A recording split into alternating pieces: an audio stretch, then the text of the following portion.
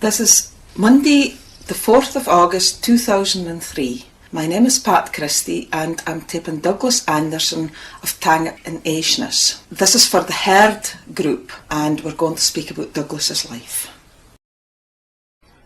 Right, Douglas, can you tell me when you were born and where you were born? I was born in a young house in Bay here in 1918. First war was I. It was past children. I was 85. That's a good age. So there was two doctors came, Black Watch. And then I was over 100 power. So that I said I was ready to go to the hospital. So I sat up and I was on my place. And then there were two women that came with an army truck. And I hid with them. And I hid the Green Eagles Hotel, military hospital at that time. And that was solid jam full. I got a room to myself anyway, but that was jam full of French foreign legion troops, foreigners most of it. And there was one Spaniard, but he couldn't speak on it, and I couldn't speak no French. He could speak French. So lads could speak that. And he had 3 bullets in him. Yeah, he was going to Norway, ate them. But it wasn't serious. Went through his hand, went through his hair, and went through his chest. It wasn't deadly and didn't hurt. It was good. And I was there for Green Eagles for 6 weeks.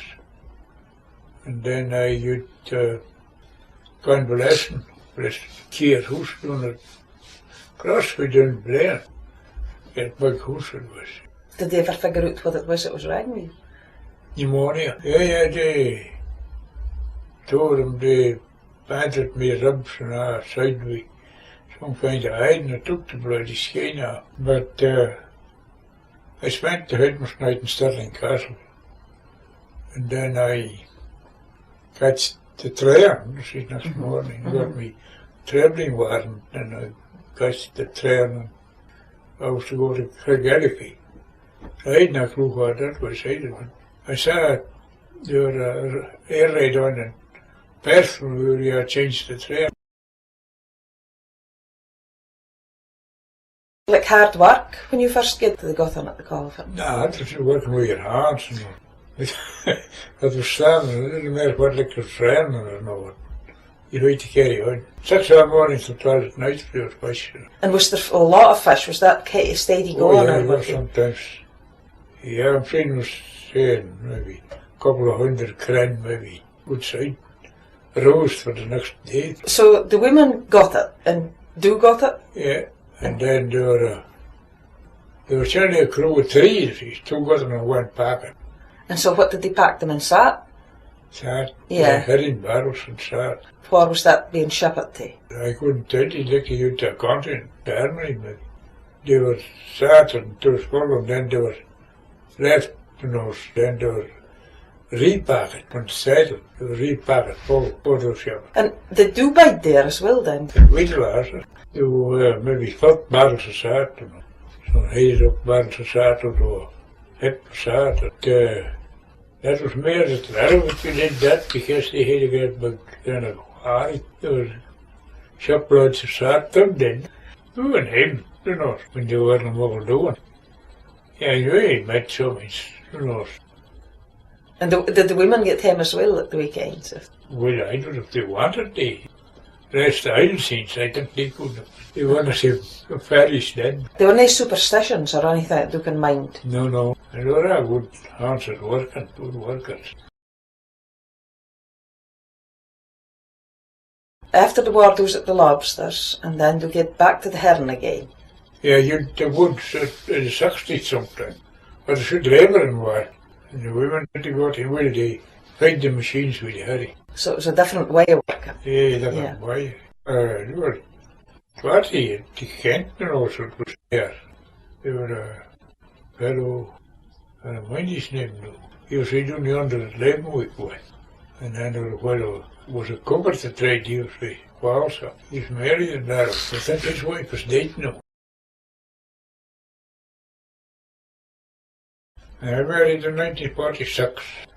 I was nearly married, nearly 50 years, when my wife died. And it was cancer. What was your wife's name? Mary Anderson, same as myself. Was she from Aishness? Yeah. She came to Lowry, drove to Bursted. No, I not. But he drove to Chelsea, Peterson's, Bursted. But he's died now too. And the brother, he died in cancer too, Robbie. This was one of them after. And she was Muckle and Jean. So did you have a family? When she was here. There was Friday and Saturday, and she was married. She was going on for 56 or something like that. She went down young three. Oh yeah? Young them. Right, Small boys and the lass. Sounds like grandparents. Yeah. Did you have any brothers or sisters? I had one brother and three sisters. But there's just one sister left. She was older than me. She was Steiners, the fairest point. And she was married to Williamson. He died some time ago, and they had 2 daughters. And one in Asters, and the one in Steiners. But like, was it growing up here in Aishness? Was it alright?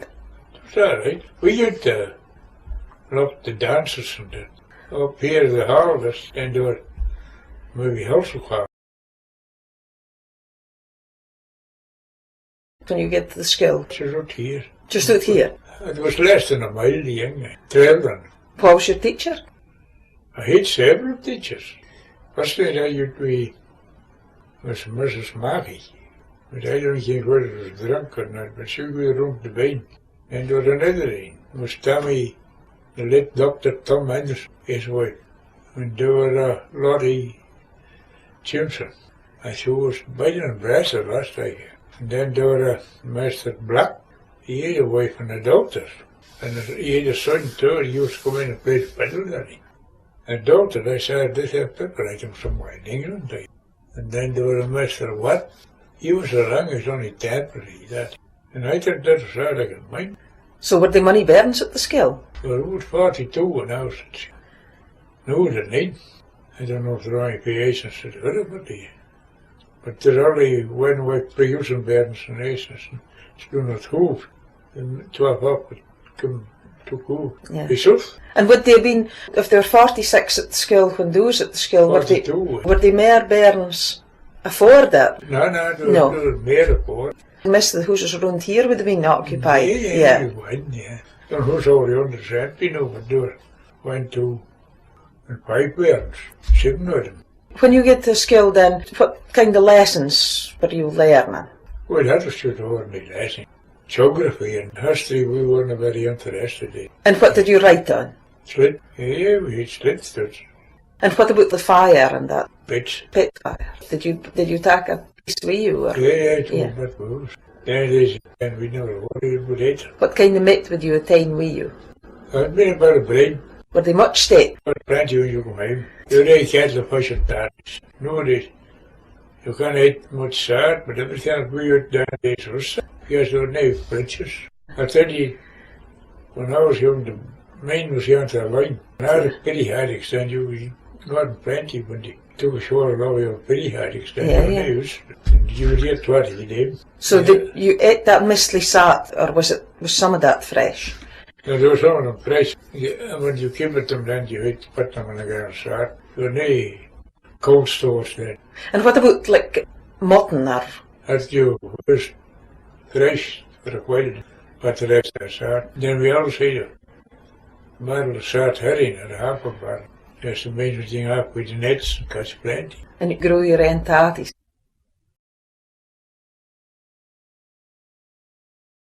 My name is Pat Christie, and today is Sunday the 10th of August 2003, and I'm going to tip Douglas Anderson for a second time, just about his life and when he worked at Grobsness.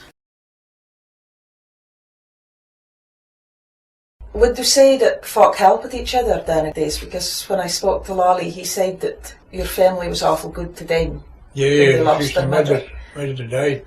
The lasses helped them a lot. That would have been kind of a common practice then to folk help. Yes, yeah. And my aunt over at the Scarf, she died the same. Who knows wasn't at all. She left with a local family. And they helped them too. I think it was scarlet fever that Lolly's mother died of. Was it? Yeah, but that was some liver complaint, I think, I that see. me up. I wasn't very sure. Maybe it was only this cancer. Then it is that wasn't detected. And she left a lot of bairns as well that folk helped. Yeah, there was two lasses and 3 boys. And she left, and then the others was older. They were away. They were in the emigrated San Francisco. His son has been home this summer here in Norn. Well, I never saw him this time. And the granddaughter. But his wife was died there too, young wife. So they came back again. I did a lot of the craft work when I was with the horse and craft and that, a lot of the harrowing in the seed and all that. Then I used to carpet with the rest of the boys when they was a lot of house, I can't imagine for money. There went 2, 3, 4. Well, did been a half a dozen anyway. Yeah? That was to the herring? Herring, yeah. And then I had stopped. Then we used to Larrow to finish up fishing and Larrow because that was later the end of the fishing was coming and the boats didn't come up north for the fishing. They could do truth. So we used to Larrow and we're out there. Some farm, Sierras. We came home at the end of the year and we got a job by the rod deer making the mud and rod. And then the following year we did the same. That was 37, I think. But there was no road work that year, but I got some unemployed benefit, you know.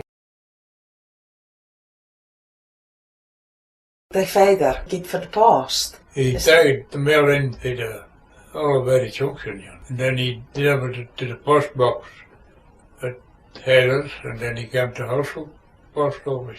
Then he came to Aishnes.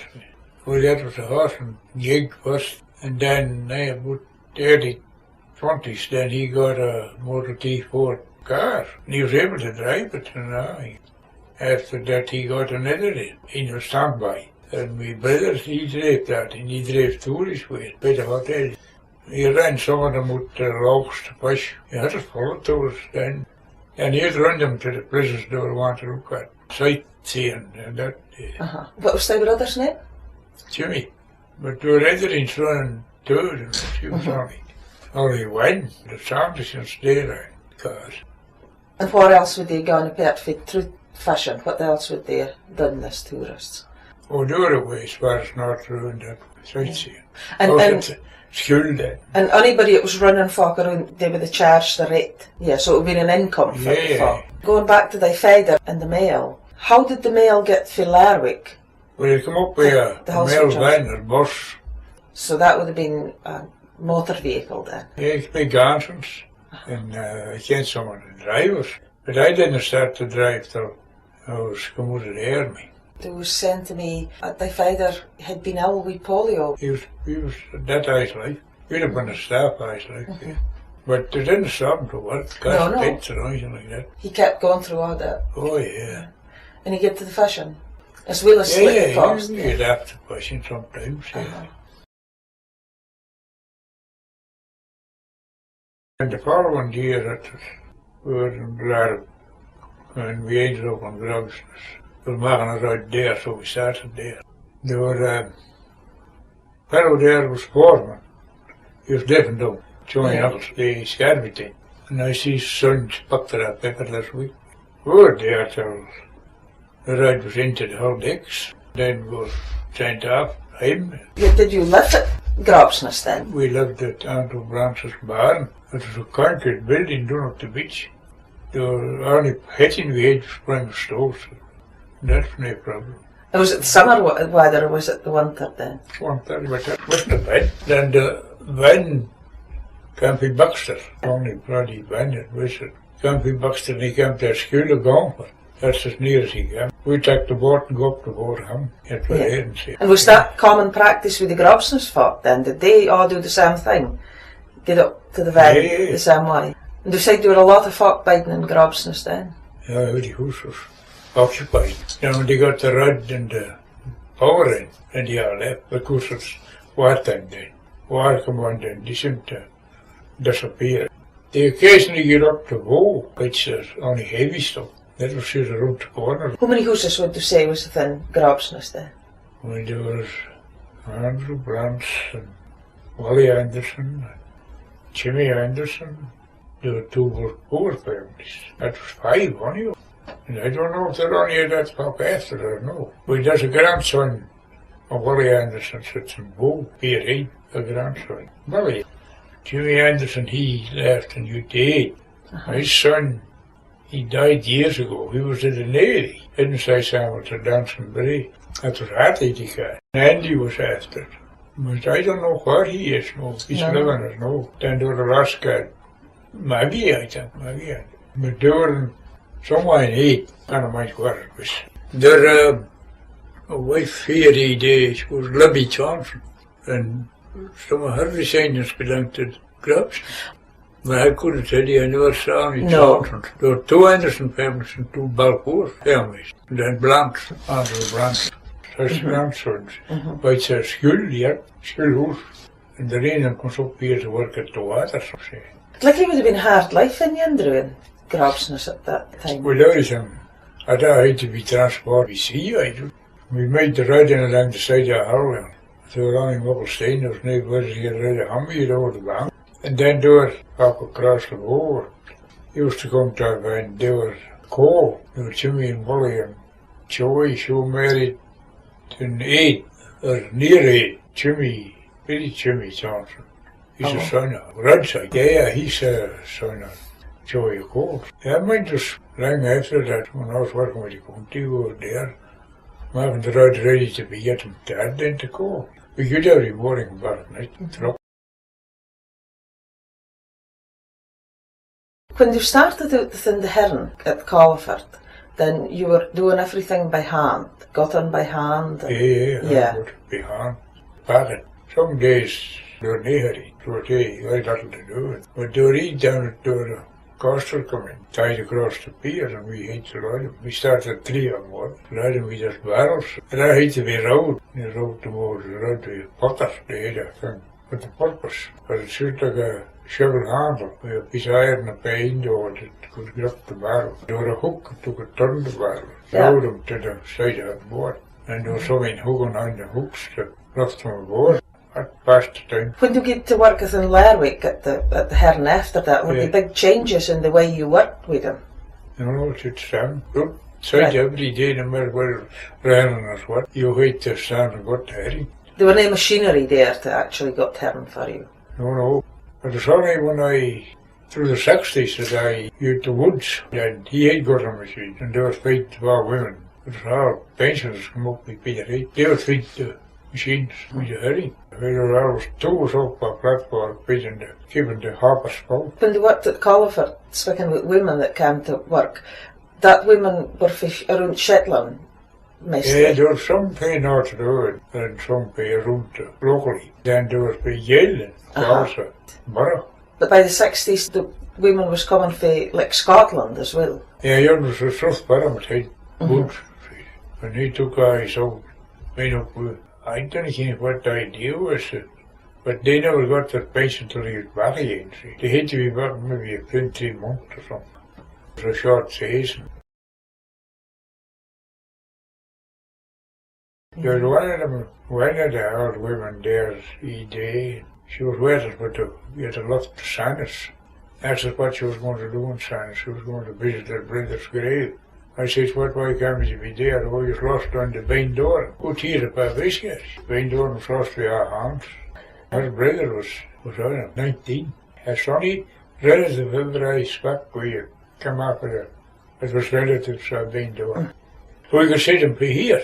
Wrecked on the thing, and the main tied up the rigging. You never could get them.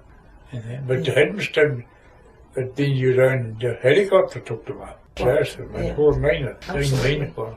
Have they all buried at Sanus? No, I took the one camp from over there. But when they get in, they found 2 tied together. They took me trying to swim to the rock. And it was what they wouldn't have made it. It's that disaster, that. But then they were no wireless. They were no like boat. Yeah. First wild weekend, we were down here. We always shoot the beach was boy. We find there's net needles for a twine. And maybe a basket as well.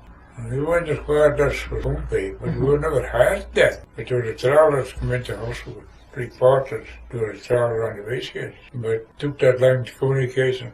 There were no phones then and then. Lolly was telling me that they were a wife Halswick, or no, Aishness, that was taken with a lifeboat to the hospital. Yeah. Can you mind anything about that? Yeah, it was there. We got word the lifeboat was coming to pick her up.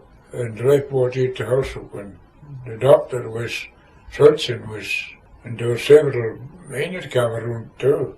And we got off with pity boats. Night snow, we got off with a pity boat and took them ashore. And Frankie Nicholson, first time ever I saw him, he was on the lifeboat, he wasn't buried. And we came ashore with us men and they set off and was walking up to Lisco. And then we dragged up the boat and propped her up and tied her. And I used around the house, I think, for a jacket or so. And just nice shoes. When I came to Lisco, she was lying upon the floor already in the stretcher, ready to go, so... What was the name of the wife? City Jones. We were coming up over to Lisco then, on the snowy shores and you know, so he'd just get a coat of snow, so in fact, to send up over his head, and people were warm. We come down, we followed it out of the way. And we come down to our banks then, we had to clean up the boat, it was half full of snow, But the boat done and we laid it in a four pick and laid it there and we set up after the lifeboat. The lifeboat, he was dragging his anchor about and he made to steam up again. But we got aboard and they set up, but also the ambulance was waiting there for us. It's going to win the bad. And so, got alright, yeah. I think that the lifeboat had a bit of a job because of the land being so covered with snow, it was a bit deceiving. Was that 1947? No, I couldn't tell you when it was. Like, you know, it was a snowy time of year, right? Yeah. Mine, I think it, you know, it might have been 53, but I might was here over here. And I was digging the phone out for this house. And I was been at the hospital in 1950, and I was here to liver operation. And it was only after that they were told about beginning house. So it had to be about 53. Right. So this house was big at the beginning of the 50s? Yeah, it's a long while ago. Yeah, sure, it was a while after that here back in high school. The fact that it's here, you know, that may have been the cold or the weather. What was it that was wrong with it? Painted. The surgeon was younger, he was intending a necessary operator, but he thought she was that fresh and he would take it to Larva, and he did that. If he came bad weather, they seem as though sheep got buried in nowadays. Well, the worst was at the banks, because we had to dig with the lock sometimes. You took the dog with you. He was snuff. When the ship was below and he would start scattering. He would start digging and the ship would come out. Yeah, and all I looked at the dog for spinning it. We know the nights now. Douglas, you were telling me about when you were in the war. You weren't very well. No, it was all I fell out and didn't hurt me. Was it pneumonia you got? It was, I was to go to the hospital and didn't hurt me. So the doctor said, and then they shut the camp that day, so I had to go with him. I think I'd be left on my own because I didn't get the place. So I could be camping in this Kinross, somewhere in Kinross. We got up from tents and I was in at one of them and I was really warm, head covered. And then I come out and under the tent to spew and the CO come by. And he asked what was wrong with me. He said, Captain Ogilvy, the name. I said, I didn't know. I said, I was to go to the hospital a couple of days ago, I said. But there's no transport over there. Good God, he said, I'll see to that. It wasn't very long, it was turning kind of dark then. Just two doctors came, but they was with the black watch, whatever he was going to do. They examined me, took my temperature, and then I was over 104. So he said, they did go to the nearest hospital. So they were backing up then that army truck arrived with 12 horses. And I used with them and they used to just drive to the night. I didn't came far with and came to this building and I said, what's this at? It's Green Eagles Hotel. It's a military hospital. And that was full of, I got a room to myself, you know. And I should he fell asleep as long as I talked, but when I came around then my brother, I saw back with head to the door, and they're coming home. And my brother-in-law came to see me. He knocked good on the door over the house. I was there 6 weeks. Saw Foreign Legion, French Foreign Legion, troops from Moscow. Then they were coming in Norway or some way. They were one Spaniard. He had 3 bullets in him, but he was alright. But there was a lot of poor girls were me. I met had a yapper when I played golf with putting it in with when I went out. And then I was after to come to Keir House. That's you would see the top of Dunblane Hydro by where Ballerton. That's Keir House. Big house was. And there were a lot of troops over. My tea fellow, he was going to lesson too, but he was run over with a tank. Yeah, he crushed his hair right up. But he really got discharged, I suppose. And I was there and then there was a fellow in Manchester and me in Middlesbrough. We go to a hotel. We go to the pub down the valley at the Bridge of Ireland. And we were down to the road and I don't think what kind of a bed it was, a partridge or something. Took off with the trees and I picked up a stone and up at the neck going. And the boy said, his master said, by God, I wasn't needing a gun. He said, what was I going to do with him? So I said, I only want him. Was he one? Where are you taking him? He said, but he got up to back to the hospital and got a bag, packed him in there and he took him to the Bridge out and he posted him. And we were in the head of pointing you to one back here. It was a fine day, but it was a pretty bit of water, wasn't it that far? Yeah. So there was another 3 fellows that thought that they would go next day. But lo and behold, the red caps catched them and they were sent out. But I had to, my time came out and I had to go to the Stirling Castle. By that night in Stirling Castle, where I got me threading one. And then I had to catch the train next morning down to Craigellachie in North Scotland. But by the time the train went past, there was an air raid on, and everything was blacked out. Couldn't see that. All you do is turn on, I saw a train with Inverness, but I were arguing in that thing. That's it up to West Coast of Scotland, but that didn't matter. I went to Craigellachie, I was there for 20 days, I couldn't tell you who. But we were sleeping in the distillery. They weren't a bloody window in it, just the floors. Then I went to Aberdeen, went home. There had been an air raid in Aberdeen. They weren't a bloody window around the place where the beds was all. There was about a year in the army. That was about a year. What did you do when you came home? Did you go into the Home Guard? I went to the Home Guard. Was that a big operation here? Or No, it was only when you were called up to do training or guard duties. No, that was all right. Was the money mine in the Home Guard? You were a party, ambulance, yeah. I fetched a bicycle for that, but the Scots rider, brand new one.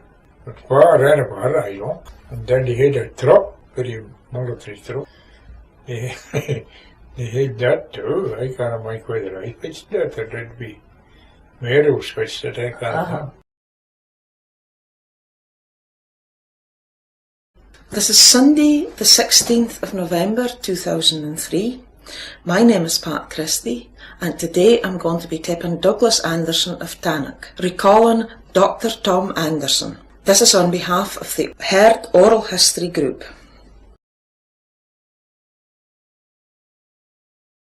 Right, Douglas, to test this, to make sure the machine is running properly, I'm going to ask you to describe your favourite toy when you were a bairn. Best toy I got was a bicycle. It was 18 inches frame, very big. And I thought that was a great thing. Maybe delivers messages my father took in, you know, like a medicine and that. So, you know, all the listeners with. What age was you when you got that? I can't mind what age it was. I was able to cycle anyway. Were the money bikes around? Yeah, they were too hard. It was a bigger bike. It was a boy's bike. And it belonged to someone in also that my father bought. They hoided it. It was until my birthday, and then I was getting a present, and that was in the Ramos store, and then the bike was standing there. Yeah.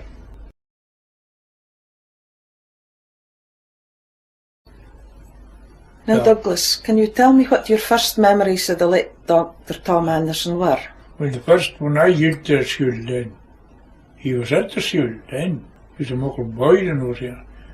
And I think it wasn't very long after that he left. He was working at the lighthouse when that blizzard was, 1927.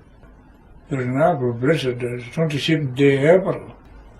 The funny thing was that I wasn't at school that day, I never used. My dad had rest and they never went home till about 11 o'clock at night. They used a long house up here for the wind to come in before the wind, and they used a long house. That's the shelter. Snowing with powder. What would you have been doing at the lighthouse? Were they building the lighthouse? Building the lighthouse.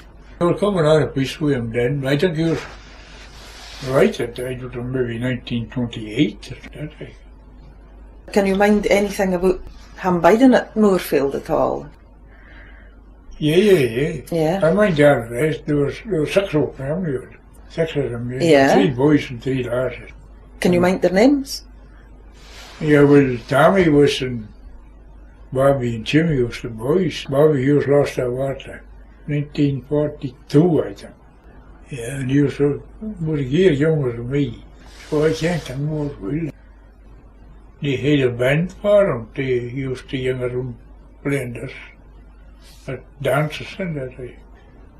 I think my brother, he maybe drove them sometimes. I think he had a car. And Jimmy, he was the youngest. And there were 3 lasses, Maggie, Ginny and Ethel. And were they all musical? Well, the boys was. There were the boys was keen on your music. Bobby, I meant them with me and Lara were. That was first after. There was a fellow playing a accordion on a boat, and Jimmy used a cross, and that was no time till he was flashing up the Kim Square. Yeah, we used share us at golf with us. Go to Eddie, and then we landed on that season. That's where we had a who was that year? Bobby Anderson was with you then? It was me and my nighter was Scott was too. That's the cousin. But he died out in New Zealand. And Bobby, he was lost. Well, there was Eastway North Road, Weedham too. There was Loch 7, I think. Something Muckle Road. And the same shop. It was loudly explosive, right? And Tommy, he started on fiddling after he came home. And he trained a lot of evenings. Yeah. That's when he came home for the war? Yeah. Made in Market Street somewhere. But I think it was Market Street, I'm not very sure. Started the drive when we put 1941 or 40 or something.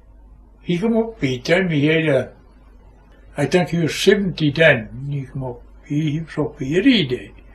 And he had a wife with him, I think she came play. She was some of this music. I think she came play somewhere in Canada or America maybe. Did he come up here to record? Visiting, place in the room, one in the room. They came to us, we were working outside. Me and the wife was working outside. Is that the day he came up to view the old house? The old house at Moorfield, I wonder. He was up that time, I didn't think I ever saw him that time. I was away a lot. And what can you mind about the family then, apart from they were very musical? Maggie, she was obviously And then Chitty, she was never married. Hetty, she was married to Tommy Williamson. They had one son and he saw out somewhere in America. What about Tammy's wife? Do you have recollections of her? Was she a teacher at the school when you were? She was a teacher, yeah. Well, she was a bit maybe older or something.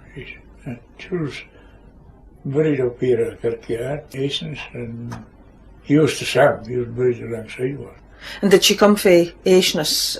Camp Gerder was his son to run to Shetland, I think.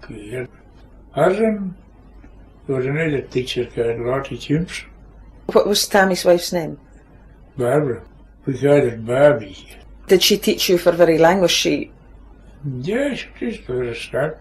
And then they used Laruk, I think. And then there were a Mackenzie in the camp. There were several schools. Old Wet was what it was. You know, man, I don't know why it was. And then there was, when I was there, Black, the name. And he had a daughter with Sam Hitcher with him, so we tore around together though. And then they used, and Mackenzie Shukam, she was married to a man, she belonged to Eddie, but she was married to an old man. And then he did, and she did son here, and then she met in with a man for Athens, she married him. When he did, then she good to Eddie, I think. It must days was there, Eddie. But Tommy, was just fiddling, man. I went to see a part for the sporty fiddlers. Yeah, big partners, a lot of them. Yeah. And were they a good band? Yeah, they were just the locals from around here. Bobby and Tommy. And sometimes I think my brother-in-law, Frankie Anderson, I think he played with them sometimes. And the three brothers then, did they play different instruments? Jimmy, Youngie, play anything, bagpipes, anything. He used to stand out yonder round house across under. Sogren played pipes, you would hear him here. And what about Bobby? What did he play then? Accordion. Oh, they were all keen on that.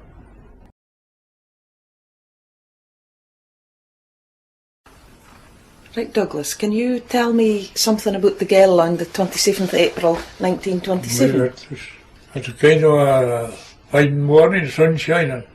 I never got to school. I don't know what was wrong with me, but all the rest of them for see. I was out and then he came a hell shore and I got in. Then the wind come up and he was a flying hurricane. What depth was the wind? Did you say? Northerly. And my father, he was with all cars, the mail. And he sat at the back bench with the guys for a car for him. And then he never got out of there. He travelled to Cravey. He went up to the bed and then he travelled home. And I mind when he came in yet and the moustache was frozen. And we lost a cow and a bug that day. It was dull. And then we noticed that he never turned up and another spanner and then we spannered in the bug. That's a big loss. Then it is. We were made it, was it lost it? I can't mind, but I wasn't very old. I was maybe 6, 7 years old. It was 1927. And I'd been 7 years old. And a lot of workmen at the lighters in the rings. They are orders. Ladies was for Orkney, the boss man there. And the Anderson man for Orkney, he was the boss side. And your North man's based in this school, I don't know what he was. Tommy, I think, was on Sanders. Yeah, there were these for on the road, the lighters. It was all broken metal then. Amongst the concrete, we broken sides. There were no chops then, she said. And I mean, when we came to school sometimes, and Alfie would pack us up, Alfie Sanders, and with a truck. And he would dump us off down that down the road and travel in. He rode the lighters with a truck. Then I think it was later in 1928, I can't mind right. There was another story that there was action about no long ago. It was not the first lighters keeper, but the second thing I do, he fell out. in many churches. And there was a plane that came, in Edinburgh, and he landed at the lighters. He just plane. And he got the man aboard and he took off and over for the suicide jump. My God, he got her up on the way out, and he was over and a half, and then he was back in Edinburgh. So they came for him because he was ill? There were no helicopters then. But he landed by Green yonder at the light. And then he took off doing over the slop, and I was watching him. Watched him for here. You could hear the revs of his engine of what he could. But his father was a pepper not long ago. Times. So this is the man that landed? The plane, the back of that plane is down below. My God, there's no runway or nothing, no for Green. I'll explain what we're looking at. We're looking at the Shetland Times, issue Friday, the 11th of April 2003, and it's page 19, and it says, Death of an Aviation Pioneer, Captain Henry Valance. Valance, yes. I might have seen the master tires of the Green, you know, where he landed first. Then he had to take off again. He touched the dunley at the brood, and he took off again, he come around again.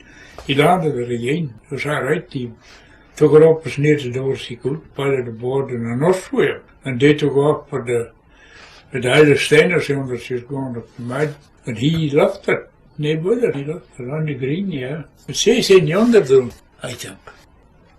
You were a grandson of the lighthouse keeper here at the Hall, and I get done on a spec with him. He was McRae, when the old man was McRae. And I tried to find you on paper, but I couldn't find him that day. And I would have shared it down. Yeah, he was a great man. Afraid out of water. Germans tried to get him, but he dodged them. Yeah. Did you ever hear what came of the lighthouse keeper? Did he survive No, this? no. It was grand.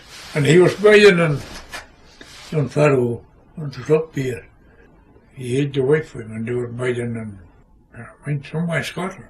I can't where it was, but I can't mind where.